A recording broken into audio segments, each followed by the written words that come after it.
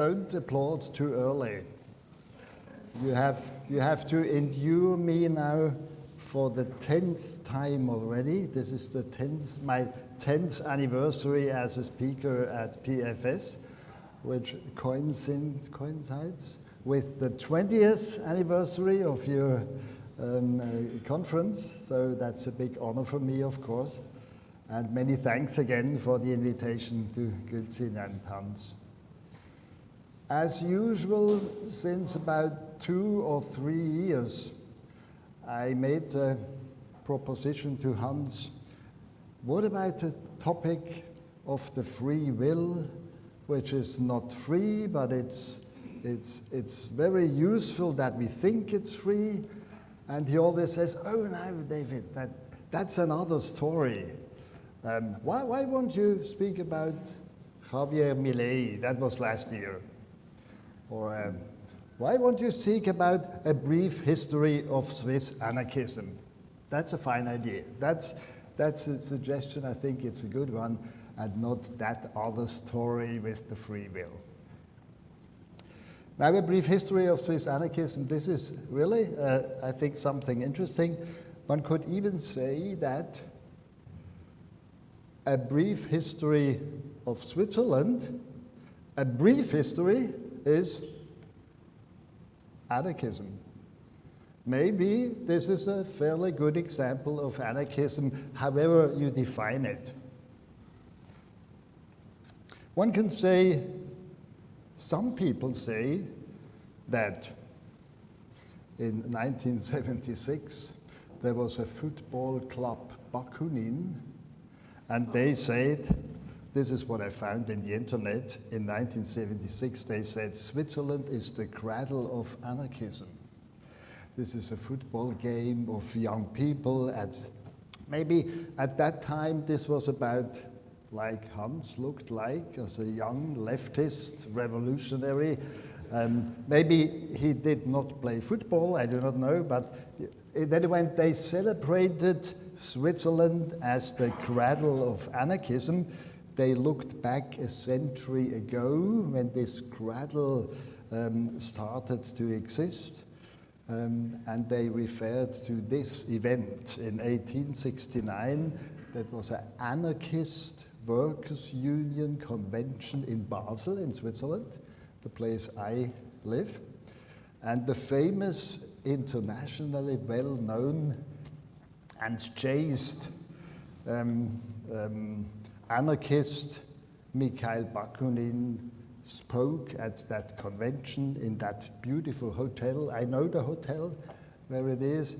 And he did not plead against capitalists or bourgeois state or things like that, but against other socialists, against this centralist attitude of Marx.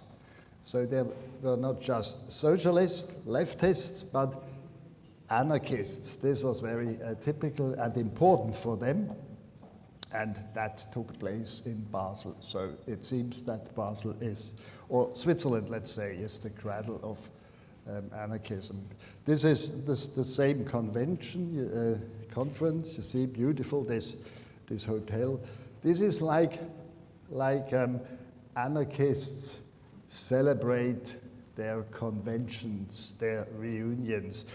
Here at this beautiful hotel with this terrace, with these stairs, they all looking friendly at a photographer. This is how anarchists celebrate their convention.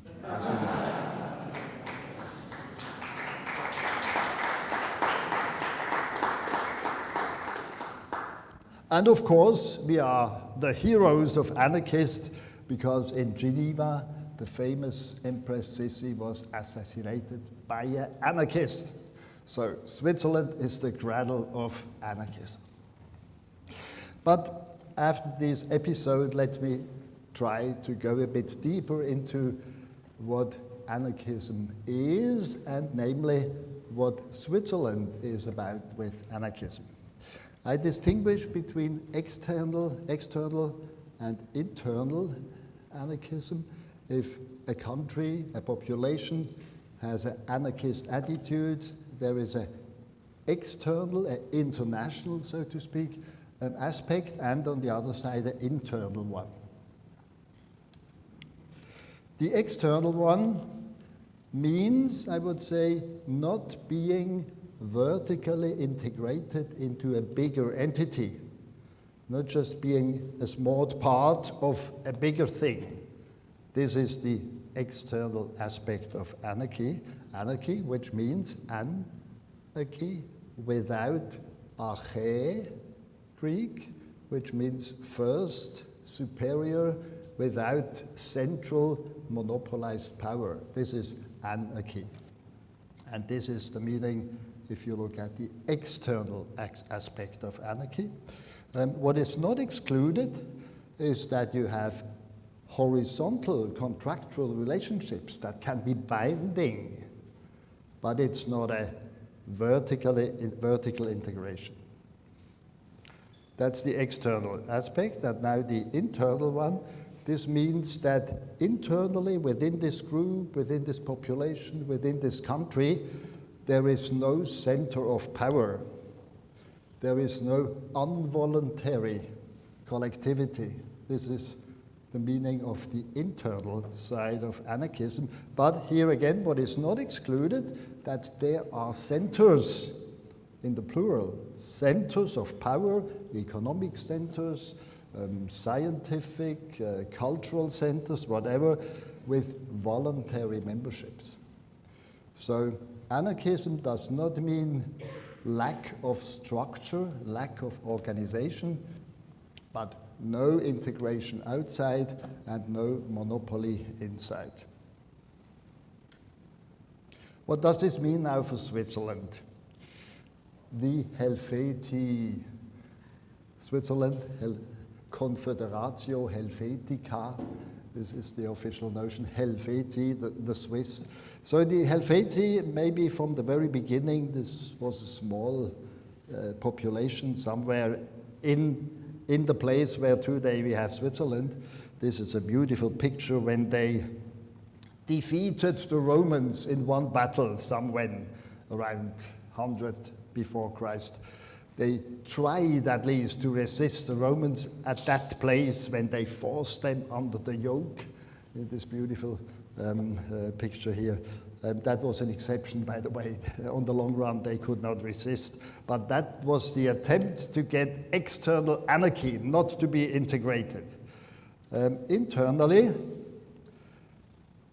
they were maybe at that time already truly anarchist, because even Helvetii, that was not even a tribe. These were three smaller tribes, somehow bound together. So maybe the tendency was at that earlier times already with those people. That became afterwards the Swiss, was anarchist.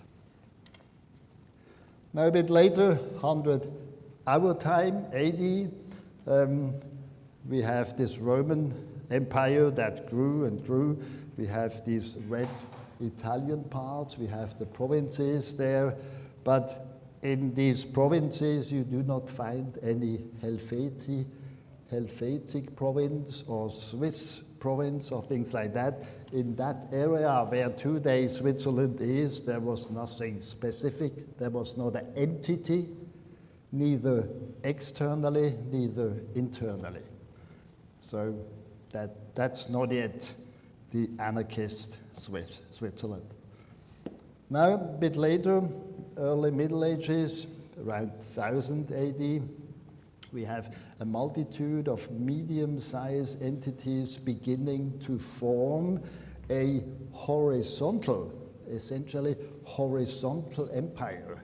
So the well-known Holy Roman Empire of German nation, that's in principle a horizontal organization of smaller and bigger entities. And this is that situation here. You see some entities like Burgundy, like Schwaben, like Bavaria, and here northern Italy. So relatively big blocks that have some tendency to coordinate among them. Switzerland, as such, is not there yet.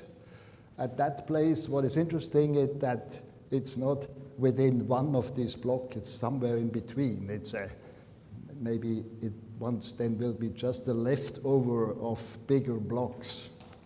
And one sees that a little bit here in this graphic already. So still neither an internal nor an external entity so far. And this changes now around 1300 with the beginnings of the Habsburgs, the Habsburg family becoming a big entity.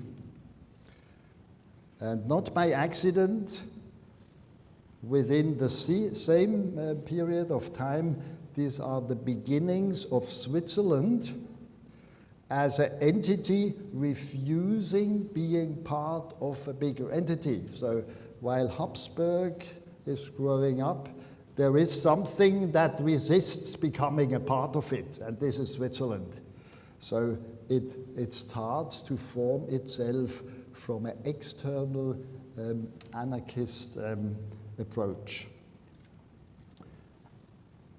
Not yet with these frontiers, with these borders, but you see between these red parts, this is Habsburg, these red particles, it has to do with the edges of this empire starting to grow up and to form itself. Internally, this is then the famous myths of the Oath of Rütli and of William Tell I presented 2 or 3 years ago. Internally, that was anarchy. That was not one small state. That was more or less a defense treaty between small populations and places and churches.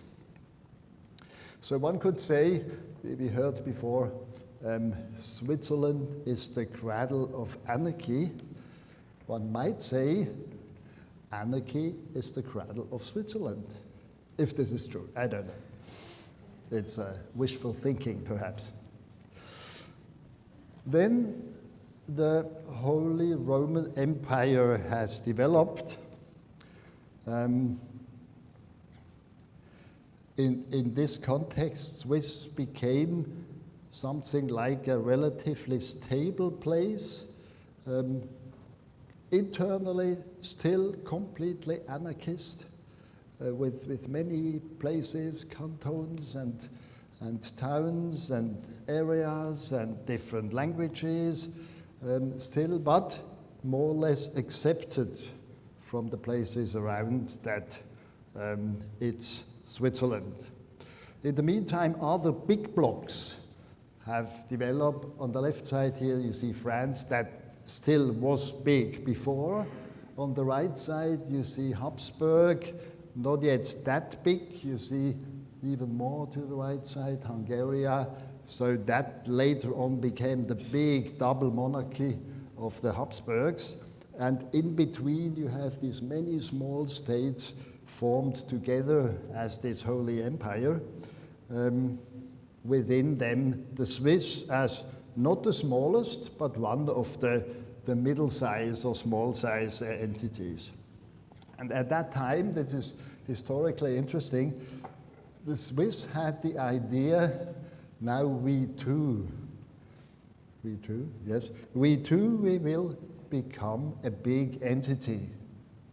And they they saw there were some difficulties in northern Italy between France and Habsburg, and that could be a good opportunity to expand.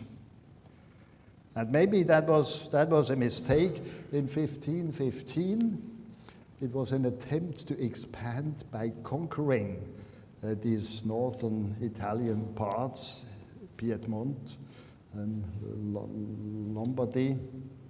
And I would say that was a contradiction to the principle of internal anarchy.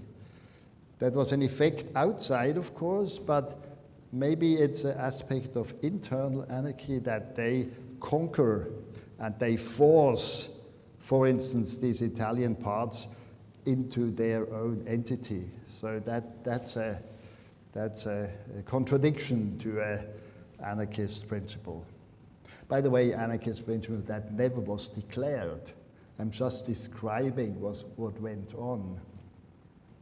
But the French king did not like that, and he was much stronger at that battle there with Marignano. At Marignano, a small place there in northern Italy, the Swiss were heavily defeated, and they were defeated probably because they were good anarchists. They were not able to coordinate their military, movements, and that's why the French king was much stronger and destroyed the army completely, and they withdrew. At least they could maintain their internal anarchy, or they went back to their internal anarchy, and they could remain, they could keep their external anarchy. So the king, the French king, did not integrate them. He hired them as mercenaries afterwards. Okay, then we have this Holy Roman Empire even a bit later, at the time you, Alessandro, mentioned before, with the Peace of Westphalia. And here we see again now this better organized structure of Europe with countries, with states. So this was a sort of new and reorganized form how society organizes itself. And you see here Switzerland. It looks a bit like a big unified country on this map, which is of course not true if you look closer at Switzerland. In the external aspect, you have still this anarchy. So all these states around, partly newly formed states, accepted Switzerland as an entity to be respected.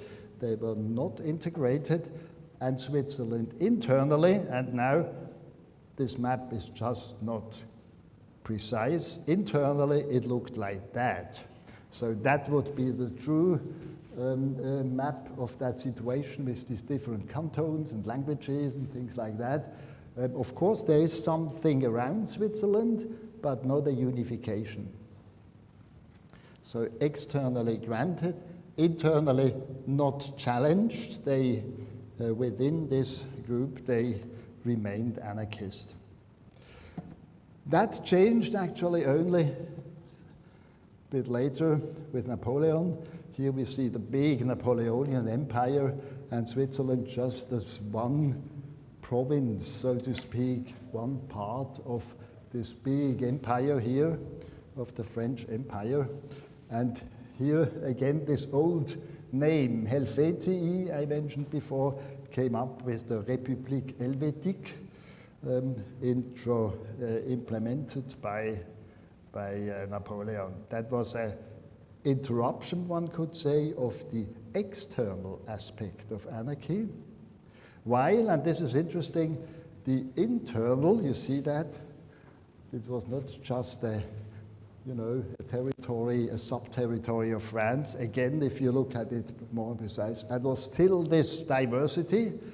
And Napoleon, who tried to organize all these Swiss, once he gave up, he said, even I, Napoleon, are not able to coordinate these people because they always have conflicts between them, which is a good anarchist attitude, not to kill each other, but at least to fight, maybe more than others do.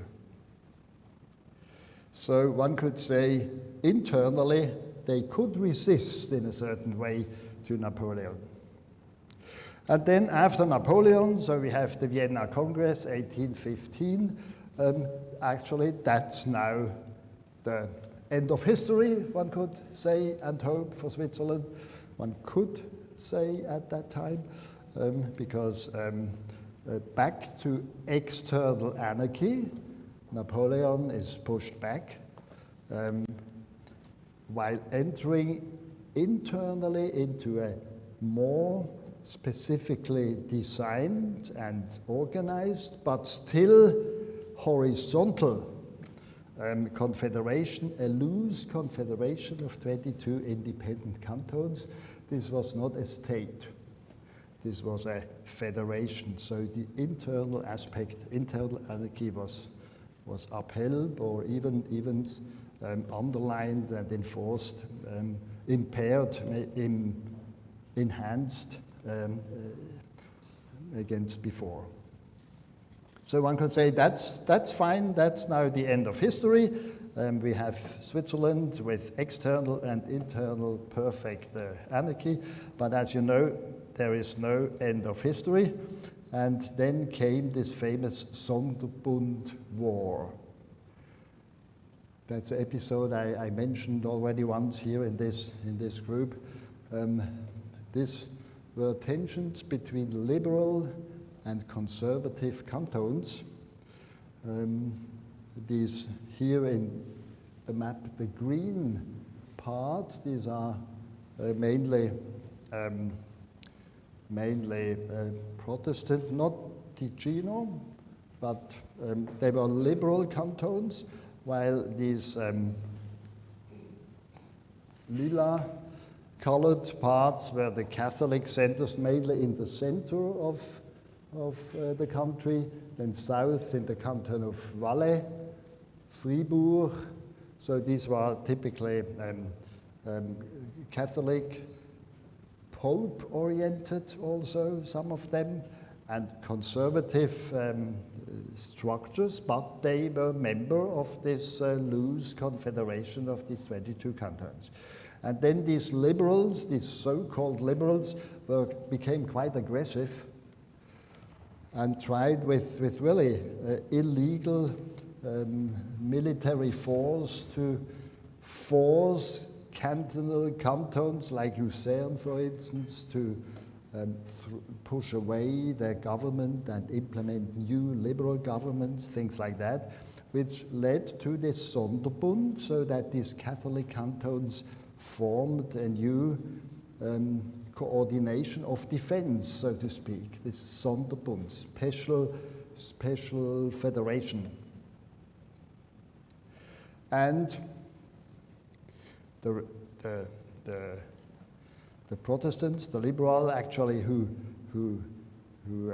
gave birth to this conflict, they went into this war, this civil war, because they were more cantons, they were stronger militarily. They defeated these Catholic cantons, and they did not just force them to dissolve the Sonderbund. Instead, they enforced them to become a member of the whole confederation. So they formed out of a loose confederation a state, new state with subparts, of course, but these subparts, these cantons, were not independent subjects anymore. They were part of this bigger, relatively bigger country and bigger state, Swiss Confederation. That's a coup d'etat, actually, and it was against international and constitutional law, because for such a step, unanimity would have been required, and that was with majority. So that was illegal. So the foundation of the famous liberal democratic Swiss Confederation was an illegal coup d'etat. So that was the end of the internal anarchy, and this is still the situation we live in. At least one could say the external situation remained anarchist. So far, more or less, Switzerland could resist to international pressure to become member and integrated into bigger organizations, such as the NATO. There, Switzerland is not member. You see that? I had to look quite long in the internet for a map where you know, this conglomerate like NATO is marked in red. Usually it's blue, and in the east it's red. But I thought it fits more, you know, in my graphics. For me, the blue one are the good one, and the red one I have some hesitation. So, well, that's. But I found that somewhere, and here in the external relationship, Switzerland is still anarchist, one could say, and the same is true for the European Union, which started not as a union, of course, this EWG. Initial forms and then more developed until 1992 to the Maastricht Treaty, which created this EU, European Union. And here you see as an isle, so to speak, in this big red part, you see this still anarchist, at least in the external relation, this anarchist Switzerland. At that same time when this Maastricht treaty was signed, Switzerland had a vote about not EU membership, but a looser form of cooperation, this European Economic Area, and they declined. It's a very close vote, some small, 51% or something like that, that went against that. And I think that's not bad. A step for Switzerland, at least externally, to maintain their anarchist attitude. Of course, there are ongoing pressures coming from outside, from this red place here, to integrate Switzerland. Currently now there are new contracts with EU that will be put to vote somewhere, somewhen, maybe next year or so. So this is really an actual topic, and the resistance against that is perhaps weakening. Let's hope that it goes in the right direction. But I would, for the end, I have some more minutes, I guess. Is that okay? I come back to this internal anarchy that is not lost, but that at that time in 1848, after this Sonderbundkrieg, this internal anarchy was sort of abolished or overcome in a way. And I still would say, but this is not true. And because it's not true, because it's not an entity, it cannot last too long. I could imagine that it breaks apart somewhen, earlier or later. And because once you look at it, there is nothing in common. There is diversity, however you look at it. For instance, this was actually the situation with the Sonderbundkrieg, not precisely the same map, but more or less with the religions, with more or less. It's not that much divided anymore than 150 years ago, but still you have traditionally Protestant areas and Catholic ones in the south, and in the center Catholic, in the middle of the country. And for instance, in Basel, where I live, and Zurich, of course, they are traditionally Protestant. So there are two main religions, no unity that could be the basis for one state. Or we have topographical and therefore cultural differences. There is a difference, you know that from other countries too, between city population and land population. Cities are, you know, leftist and woke, while on the countryside they are more conservatives. So you have these differences here too. So there too you do not have some common unity. Of course, these 27 cantons that are not independent states anymore, of course, but they are something still. And there are, in certain aspects, there is also a competition between these cantons. For instance, in tax relations, some cantons are cheaper than others. And so there too, you do not have unity. You have 2,000 communities. And then, of course, and I think that's the main point, still 4 languages. And in other countries, it's, I think, a dominant aspect how a culture develops along at least one main language. Of course, the bigger part is German, but at least German and French and also Italian. They play a role, and this is not a unity. This is a diversity. We have here these smaller parts, this yellow, this is Romansh, which is not a big part, but nevertheless it's a 4th language. And you see also a bit the map we saw before at the beginning here, that was former Burgundy. That was the Holy Roman Empire. And here we have Piedmont and Italy. So you see Switzerland as a leftover between these big blocks. You see that with the language. So there is no common element, I would say, holding Switzerland together. And therefore, I'm quite confident that this breaks apart somewhere. This is what I wrote in my little book that is also on the book table here. Schlussbericht means final report. It's in German, so either you know German already or you have to learn German and then you can read this book. Or I can translate, of course. So final report, this is looking back 2048, precisely 200 years in the same room as 1848 when the new constitution was decided with that illegal majority I mentioned before, and 200 years later they look back and say, now we have liquidated this. A lot of people did not remember even that once in a time there was something called Swiss Confederation. Oh yes, there was something, yes.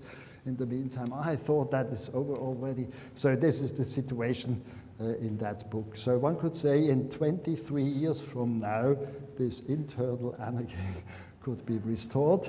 Of course, the external, hopefully, will be maintained. And once you go to this bookshelf, there is also another book that I made earlier, Staatsoper, State Opera, that this is all just a brilliant opera they perform, you know, that people believe in the state, which of course is just an opera. There are still some that resist against these anarchist ideas and say, no, we have something holding it together. It's a nation of will, not a nation of language, not a nation of religion, but of will. Free will, free will. That could be a, well, but that's another story, you say. So, a nation of will, and then I ask, but where is this will? And it reminds me of this gentleman here. You certainly know, Leviathan by Thomas Hobbes. Out of that time already mentioned also by Alessandro before. And it's this theory, there are many people, you know, this body is composed of many people of this population, and their wills, so to speak, are put together. And up there is one will who coordinates this. This is one will of all these people here, which is, of course, a theory, a fake, which is not true. There is no such will. If you look at this, it's revealing in a way. It's unmasking this sketch. The body is composed of many people, but the head is not. It's just one head, a relatively big one, but just one, you know. And this is what this anarchist scheme is about. There is one will, or maybe of a very short group, which should be decisive for this whole country.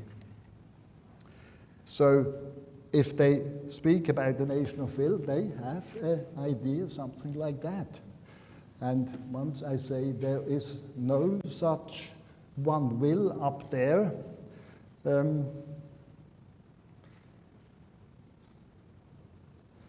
And we saw that this is just a theory, so this does not fit to our country. So one can say in that red part, we have pure theory, pure in the sense of not fact-based theory.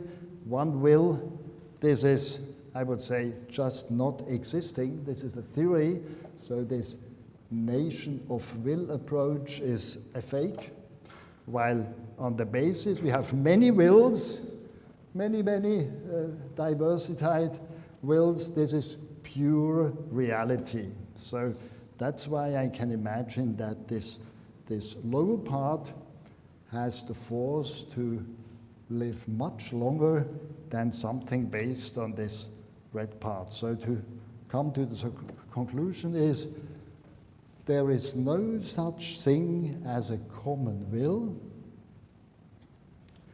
There are individual wills. There can be very strong individual wills. If you imagine some real person being there, strong with a will, wanting to do this or that, maybe brilliant and maybe with visions, it's different from this fake will. And nevertheless, sorry Hans, nevertheless I would ask people, real people with a strong will, is this will really free? So that gave me the opportunity to come to this point again and to compare that gentleman with other gentlemen. I would say, but that's another story. Thank you very much.